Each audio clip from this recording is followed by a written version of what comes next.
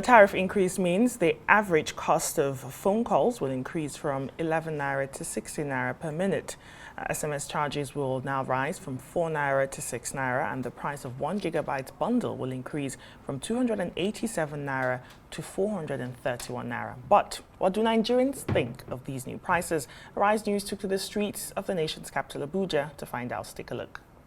It came by surprise to all Nigerians.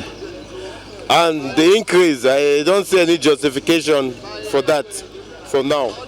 Because you cannot just wake up in the morning and give us a tariff of 50%. And the services is nothing to write home about. That is the most annoying thing. With the present economic situation we find ourselves, it is going to impact negatively on the general populace. Given the fact that before now, the economy is not doing well.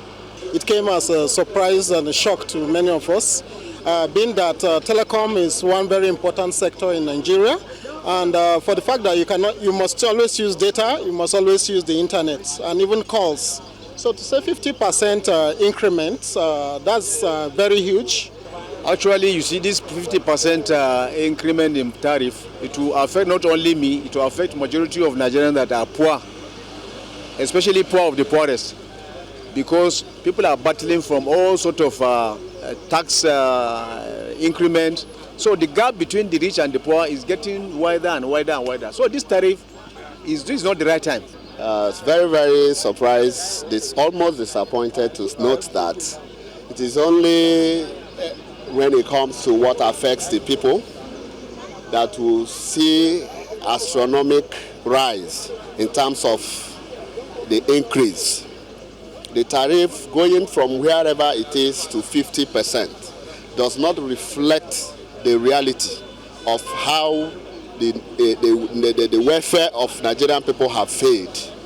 The telecommunication industry came into Nigeria, and they have had their fair share of treasures from how they started. All of us are familiar with all that. So we have presented a big market for the telecommunication industries that Nigerian people have paid their dues. So giving us such an increase at a 50% range, really need to be looked into very much. Most of these organizations, they are private. All those MTN, LTE, Glo, they are all private. And anything private, you have to talk of your profit, you have to talk of cost of production and others. And everything depends on the economy. And since, you see, this effect is not now. The genesis is not now. Had it been the refineries, all these things were not down for the past 20, 30 years, all these things will not happen. I'm joined now by Joshua Dada, who is a consultant at the Law Hub Development and Advocacy Center, for more on this. Joshua, thanks for joining me on Newsnight. Thank you very much for having me. You've seen the Vox Pop, the report, the approval of 50% tariff adjustments for telecommunications. The minister says, look, this is the only regulated sector that has not seen any price increases since 2013. He says this is for the telecoms to stay afloat. But Nigerians are crying out. They're saying, look, we are grappling with a lot of challenges, a lot of increases here and there, and we're not even sure that after this tariff increase, we're going to see an improvement in the services that we're getting. What are your thoughts? Well, of course, I mean, like we've heard from the Vox Pop, it's absolutely true that over the last couple of years, the government has increased the number of services enjoyed by Nigerians. In 2023, we were greeted with the fuel subsidy removal, which increased the pump price from about 200 naira to about 1,000 naira we're buying it at now. That's about 500% increase. In 2024, we were greeted with the electricity tariff increase, especially for the Band A consumers, took it up by about 300%. And now in 2025, we're greeted with the New Year telco tariff as well, increased by about 50%. Quite clearly, the people most impacted by these are the consumers.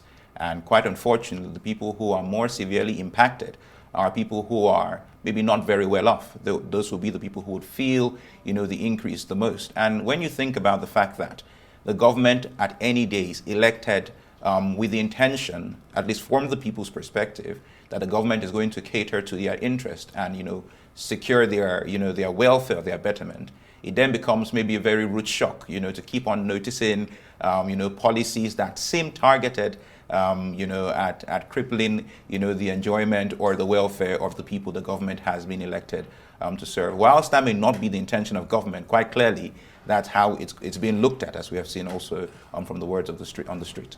Now, the telcos, they've been pushing for 100% increase, right? Yes. The minister says, look, we can't do 100%.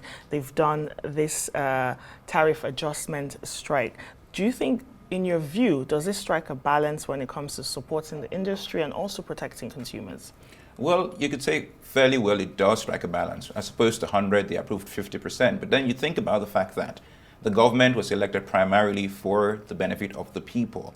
Whilst, of course, the companies are a great part of any economy and, of course, any society, you think about, protecting primarily the interest of the people, especially the people who depend heavily on government, for their wherewithal, for their survival, etc. So whilst 50% may be a good bargain, surely people want better. People want perhaps nothing, or like the umbrella body was saying, perhaps between 5 to 10% increase will be a fairer increase.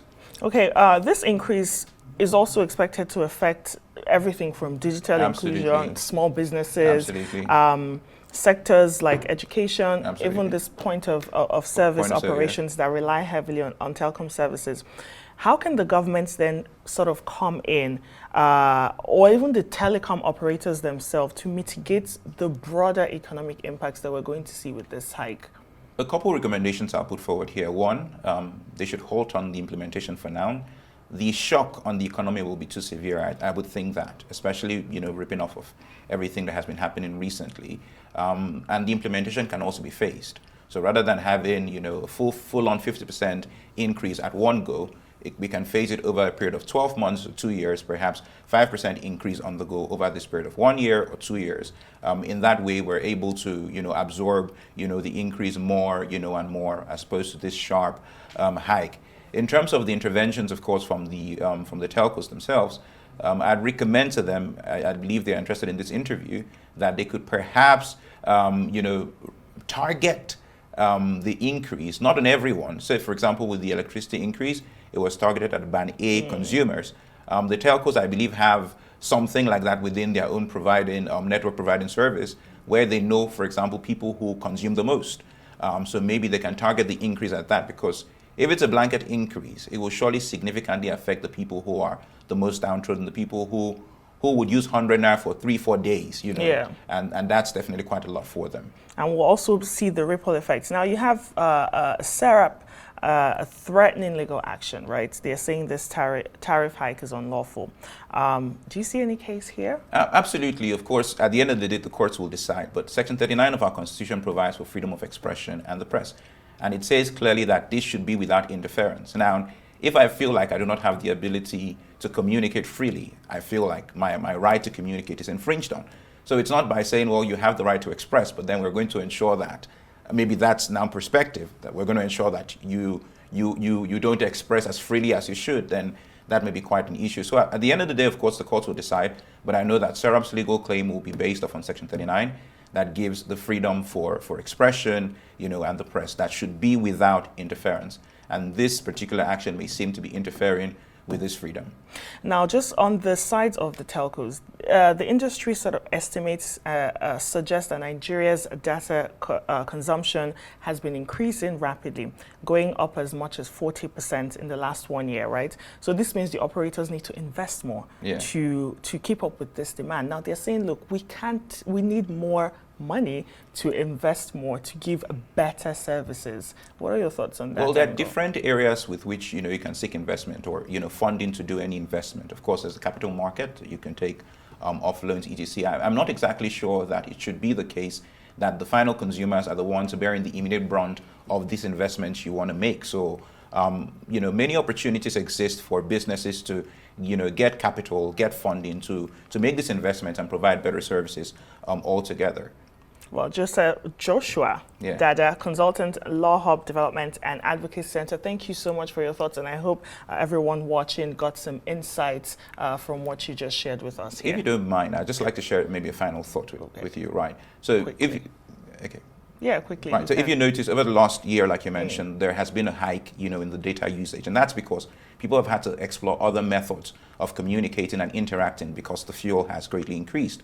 Now, if you think about this, especially from a government perspective, that depends heavily on information sharing, especially in its quest to fight corruption, terrorism, banditry, etc. It makes sense to keep the cost of communication very low so as to encourage people to communicate and to share information. And for the telcos who think this is maybe unsustainable, if they leave the tariff increase as it is, it may just provide opportunities for other telcos to get into the system, and for them they'll lose some, maybe a market or something like that. All right, great place to land. Thank you so much, Joshua Dada.